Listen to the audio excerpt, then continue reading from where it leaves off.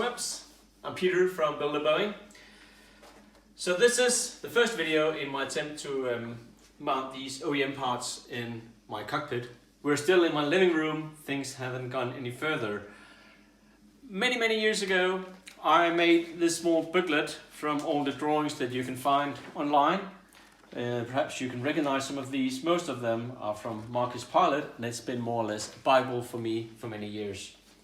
The thing is, you can find many different measurements for the windows in the 737, and they are not the same measurements. Some state 63 centimeters, 67 centimeters, what to go with. So if you're building the surroundings of your cockpit, the shell, I recommend that you stick with one set of drawings. And I've chosen here to go with Carl from Brunei, his drawings.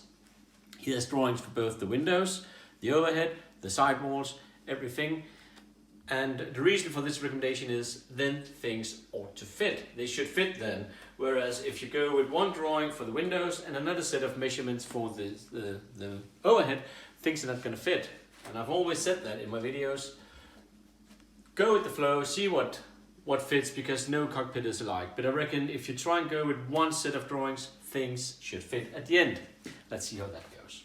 Okay, so if you look at Carl's videos, he recommends that you make a cutout from MDF for your windows, and so I've did. But you might notice a small dent here and a dent there, and that is because the OEM parts didn't quite fit this cutout. So let's look here at this piece of MDF that I've got here on the floor. What you see here, you have some red lines, and these red lines, they are Carl's drawings. If we look at the back window, this is what I began with. There are a few important things here. First of all, the front window, the window here, in real life should be able to open and slide down here onto this rail. And underneath here you have the sidewall, so that 20-degree angle upwards you got here, that needs to be in place. You need that 20-degree upward angle. But see what happens here when I put this window against the cutout from Carl's drawings. See, it actually doesn't fit. It's too long, and it is too long up here. So this angle that we have of this, we call it B column, I actually measured that to be 20 degrees instead of the 15 degrees mentioned here in the drawings. So what to do? I could just do a refit with the 20 degrees, but that would cause problems.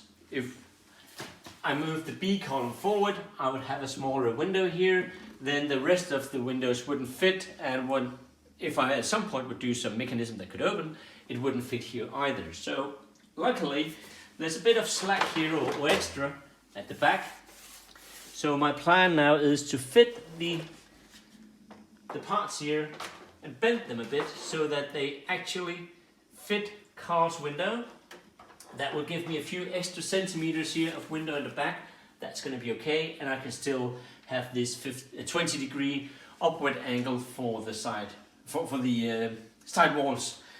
So that's my plan for now. I've used a few days to fiddle around with this, and a bit of frustration figuring out if I should match the drawings to the OEM parts or match the OEM parts to the drawings.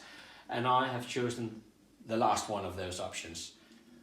Fast forward a few weeks, and we're now in my garage together with the bicycles and cushions for the summer furniture and suitcases and what else you have in your garage. In the previous video where I unwrapped these parts, Michael Schultz commented that this would probably cause me some frustration, this project. And Michael, let me tell you one thing, you were absolutely right. It has. As I mentioned in the unwrapping video, there's no easy angles here. There's no 90-degree, you can just cut things 90 degrees and then it will fit. To go from here to here, you need to cut things in 2 or 3 different angles, and everything needs to be custom adjusted in order to have a snug fit. So it just takes a long time to map these things, even though it perhaps seems quite simple. So I would be in my living room, do some measurements, go out here, cut some wood, take it back into the living room, see if it fitted, adjust it a bit, go out here, cut it again, go back in, measure, adjust, and back and forth a few times, and by the end of it I've normally just taken off too much of this piece of wood so it wouldn't fit, and I can just throw it out and start all over again, and that has caused me quite some frustration, and that's why it's taken so long for me to get progress in this project. But now things are moved into the garage here with a miter saw and a table saw, and this, I don't know if you call it a multi-cutter, fantastic tool where you can do the final adjustment so that it fits. It is a perfect snug fit. The reason it's taken me so long to move out here is because we have no heating in the garage, so it's a bit chilly. Normally I'm wearing a jacket when I'm out here. It's March right now in Denmark, and even though there's no snow anymore, it's still chilly, so that's why it took me so long to get things moved out here.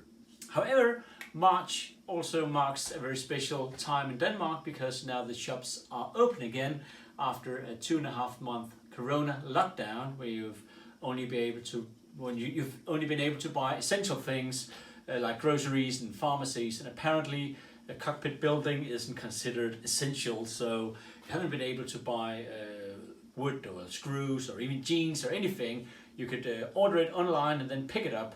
But I like walking around browsing in the shops for see if you should buy that size of a lock or the different size, and the screws should be long or short, and it's just difficult online to buy things like that. But now the shops are open again and we're able to go browsing in the shops, and hopefully I can get some new materials for my project here, so that isn't going to be an issue either. Okay, so status on the project right now. I finished the third windows on both the captain side here and the first officer side a few days ago, and they're mounted using pieces of blocks of wood like this that has then been adjusted so that it fits the different angles. And strangely enough, and I don't know why that is, the angles on the captain side and the angles on the first officer side parts are not the same, so I couldn't just make two. I needed to adjust one of them anyway to make it snug fit. Very strange, but I just gave up understanding why. At some point I just started making these custom-made parts for each side. But now they're fit. It's still a bit wiggly down here, and that's because I need to mount that, should we call it a shelf, or that goes underneath here and all the way up to the front window here. That's going to be mounted hopefully later this week, or perhaps in the beginning of the next week, and then things are fitted and fixed so it's not going to move around. But right now I'm in the middle of that process, and that's why it's able to move a bit. That's going to be fixed. One thing, these MDF cutouts. As I mentioned earlier on in the video, I adjusted the window size down here and moved the OEM part back a bit, stretched it a bit so that the front window here matches, and I hope that will be a good idea. But I really like this MDF idea. It's a very good way of doing this. In my previous versions, previous builds, I've had a lock like this.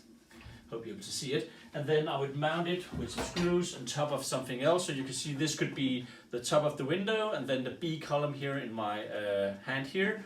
And then I would put some screws together and then mount it like that. And that would of course work, but actually this is much easier, because when you mount things like before and you put some screws in, you just hope that the angles are correct when you get it back in. Where when you use a piece of MDF, you can just put this on here, like that, cut it to measure here, and then just put some screws in behind here, and you'll have a perfect snug fit. So using MDF here is a brilliant idea when mounting things, and I'm going to do that with the front windows as well, I reckon. Make that from an MDF cutout, and then I can put some wood on just for the looks like that, if that was necessary. So that's good advice. And I'm using the ideas of Carl Clark, and thank you, Carl, for letting us have these drawings and measurements. They are really good. Thank you. And I think that's it. That's the status right now. After a few weeks of frustration in the living room of not getting anywhere, things are now out here together with the saws, and we are doing decent progress. So hopefully the next update will be the eyebrow windows. within a few weeks, hopefully. And I need to do some research on the height here, how high it should be from the window, upper frame here, and the distance that direction, because there's like you can see, there's a small hole here where the rail for the window, front window normally goes, and I need to find out exactly where that is, and then also find the angles. I think that's it for now. I'm Peter from Bellevue. You guys take care. Bye bye.